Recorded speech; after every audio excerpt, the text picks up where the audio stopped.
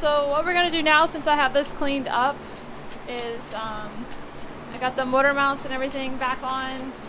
We're gonna put this on the hoist and then set it in the engine. We're gonna need to put it in to mock everything up that we're gonna be doing.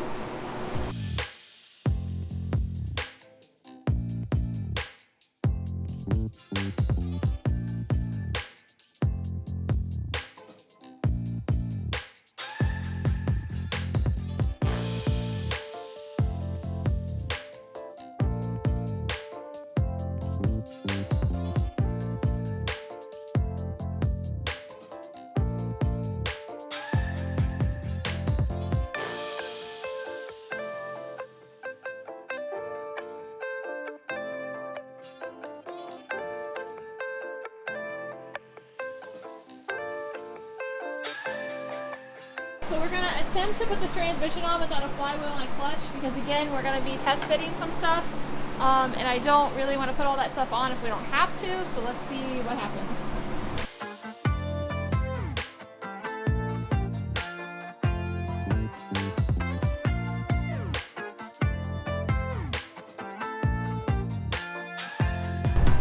So we got this different transmission, and it has this dowel pin here, this guide pin, and there's one already on my block. So we're gonna attempt to take this one out. That's why it wasn't popping it in.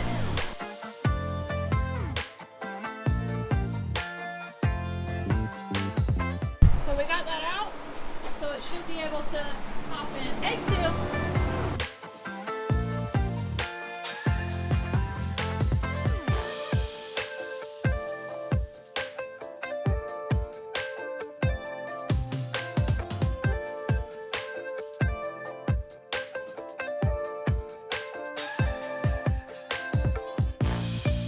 Alright, so we got all the bolts on, so now it's time to see if it's easier with this to put it in the car as it was to take it out. So let's go ahead and get it in.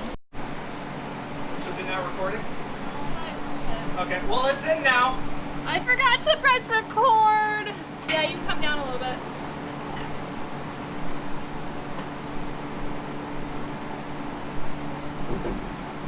Hold up, hold up. Okay, I'm in right here. Okay. Okay, now I need you on the other side. In. Next side. Woo. Now, this is always the complicated side. this is in without the engine mount thing, the little black cup around it. Yeah. But I'm just saying, this is for test fitting. Yeah, you're supposed to have the black piece that goes around it, but we're literally just test fitting. So, okay, bring it down, babe. Down? Yep. Come down? Oh my gosh. Are we in? How much easier was that, Tyler, than the normal subframe? You mean... How much easier? You mean how much easier was it than trying to use the wood method and cock one side up and then just dropping it in? A lot easier. That's so crazy. She's back in! I know it's loud in here because of the fans, and I'm sorry, but it's so hot. That 97-degree weather? Woo! Look how much room! Look how much room there is! Holy moly! Oh, babe. Oh my gosh! Look at how much clearance you have for your new rack as well. Oh yeah. Oh, beautiful. Oh, hot damn. Oh my gosh. It looks like a different car. Like we just dropped it in a different car. Oh my goodness gracious. Okay, well that's one issue. We bent your firewall a little bit with that. But... Oh snap. I think I had it on the other way last time. Well, the other thing is there's also no weight on it. So... Oh, the trans. Yeah. Hold on. We're gonna jack up the trans. We're getting too distracted.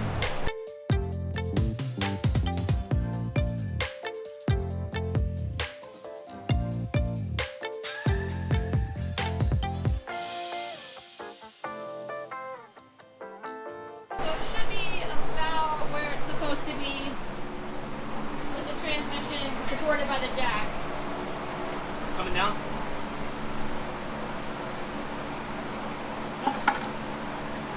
So Tyler and I did relocate these fuel lines. I'm not quite sure exactly how I'm going to run them, but they are going to be ran right here. But we'll cover that later. But it looks like they should be tucked up and out of the way. Let's go ahead and get that manifold, the new ready knockoff, and see how it fits in here. Alright, let's see how much room we have.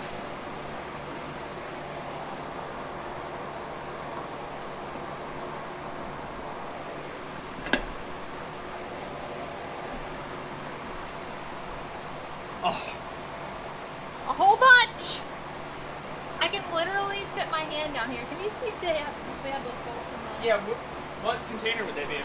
Any of those on the counter.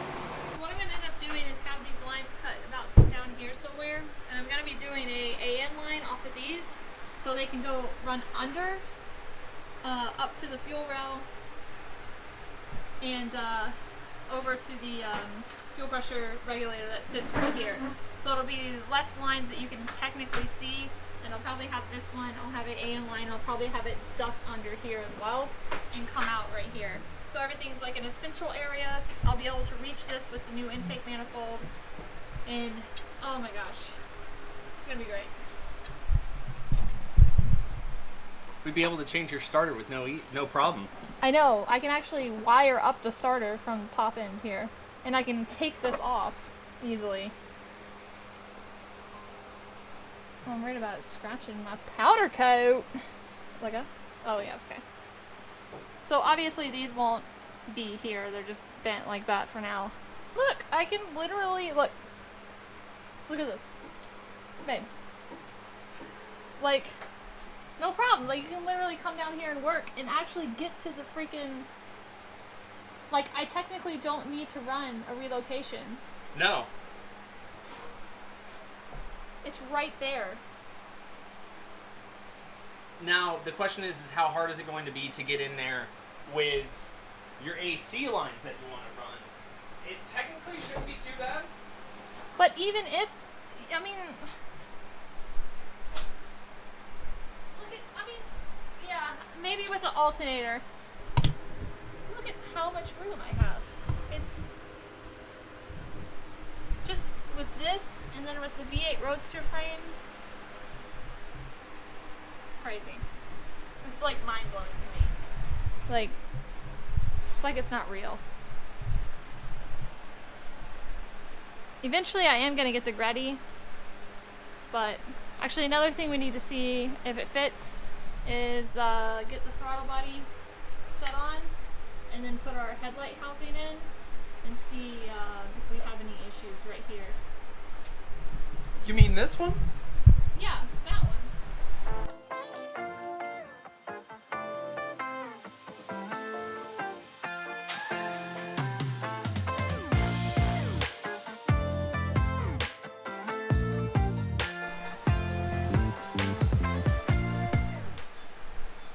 I mean, whew. That is like, look how close that is. Now, this is technically the same diameter, so yours It's would gonna be a little be, bit yeah, it's bigger. gonna be a little chunkier, but what we can do is shave this. Technically, this arm can be cut off. This is for the hood prop. Yes. So what we can Well, do, or moved over, but... nah, let me just cut this off. Shave it, kill it, cut it, don't weed it. No hood prop life. That way it gives us more room to run the coupling and not have any issues of rubbing and all that stuff. So this can be cut off, no big deal. Now if you're not running the motors, then you don't have to deal with this problem. But I like my pop-ups, so Suck it. yeah. But yeah, so we'll probably cut this off. We'll do a couple more test fits before we do, but I don't need it anyway, technically. So, what's going to happen is, what? Well, I was going to say the other thing that we could possibly look into is also getting this thing, like, cut here and then welding on something so that it comes off straight. Oh, like a welded elbow kind of thing? Yeah, because even with the butterfly completely open, I don't think that you pass this notch. So if you were to cut it and then weld something straight here. I mean, I don't think you technically need to cut it. I think you could do like high cuts and come out.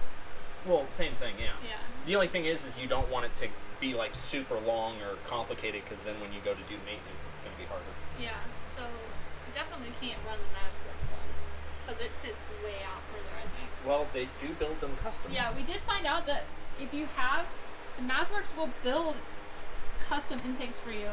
Our buddy that works there told that to me, and I was like, oh. So eventually I'll probably have MassWorks build me a custom one. That way I can have no issues running theirs, because I really like their intake manifold. It's sassy. And their exhaust manifold will eventually be on this car as well. So, wow, so much room. Sorry if I keep saying that, but I'm like in utter awe of how much room there is. You haven't had this car. Like, I can see to the transmission, and that is so weird. I know there's not an alternator on there, but the alternator just sits here. Like, I can literally see and put my hand in here. You haven't had this car, though, for 5 months. Oh, so long. Okay. So, now that this is back in here, again, we're like a few steps ahead. And just now looking at everything, we're going to be able to run AN lines here with no issue. We could run AN lines off this with no issue. I mean,